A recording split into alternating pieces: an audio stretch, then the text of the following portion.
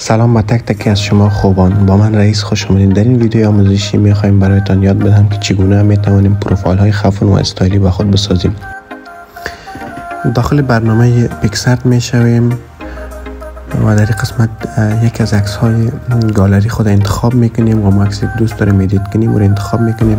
قسمی که من این عکس را انتخاب کردم، بعدش در قسمت پایینی صفحه یک گزینه است به نام افکت. زمانی که بالای گزینه افکت کلیک کردیم، یک گزینه است در قسمت پایینی صفحه بالای FX، بالای از کلیک میکنیم و میایم بالای شارپن.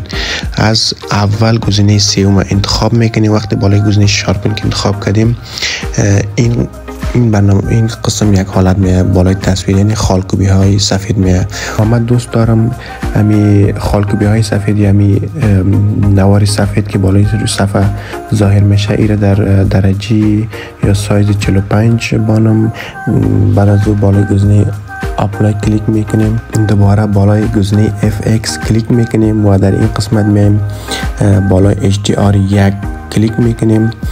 زمانی که بالای از این کلیک کردیم میبینیم که تصویر ما کمی سیاه شد و حالت HDR را به خود گرفت، یعنی کمی شفافتر شد. در قسمت نخست از آخر شروع میکنیم، اما گزینه فید که نوشته از او را 0 میسازیم، چون این را هر قدر زیاد بسازیم اما برجستگی تصویر از بین میبره و ایره درجهش 0 میسازیم. ساتوریشنش هم که است، اما رنگ بعضی ها دوست دارن رنگش تصویر یعنی رنگ سرخ یا نارنجی بسازه.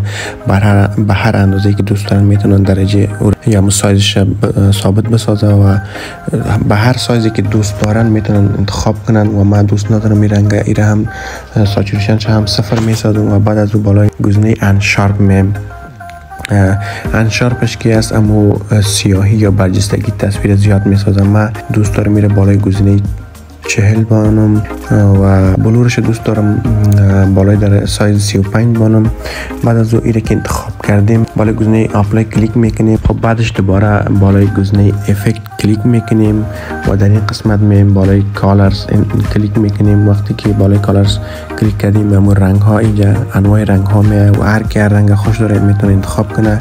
در این قسمت رنگ ها زیاد است، هر کی هر رنگ را دوست دارد میتونه انتخاب کند. بالای کالر یک کلیک میکنیم و میبینیم که تصویر خیلی نارنجی شده و من این رنگ دوست ندارم و دوستایی که این رنگ دوست دارن میتونن انتخاب کنن و اگر دوستایی که میتونن از کالری که من زیادتر در عکسایم انتخاب میکنم همون کالر سی است و از اون انتخاب کنن که عکسایشون خفت‌تر و عالی‌تر میه و درجهش هم دوست دارن بر اندازه‌ای که دوست دارن بانن و من درجه 72 رو دوست دارم و به همین درجه و همین سایز میمانم. بازم دوستا بالای گزینه افکت کلیک میکنیم و میایم بالای گزینه بلور. بلورش به هر اندازه‌ای که دوست دارین دوستا، یعنی خیره اطراف عکس که خیره میسازه بلور برش میگن و بالای فوکال زوم کلیک میکنیم و اینطور یک علامه میه و این علامه را میگیریم در هر قسمت از عکس که دوست دارین میخواین بانین او مربوط به خودتان میشه و من دوست دارم بالای صورت خود بانم و امی بلور را میخوایم تنها در اطرافم بیایه. بعد از باز بالای گزینه اپلای کلیک میکنیم. خب دوستای عزیز در این قسمت از آخر شروع میکنیم.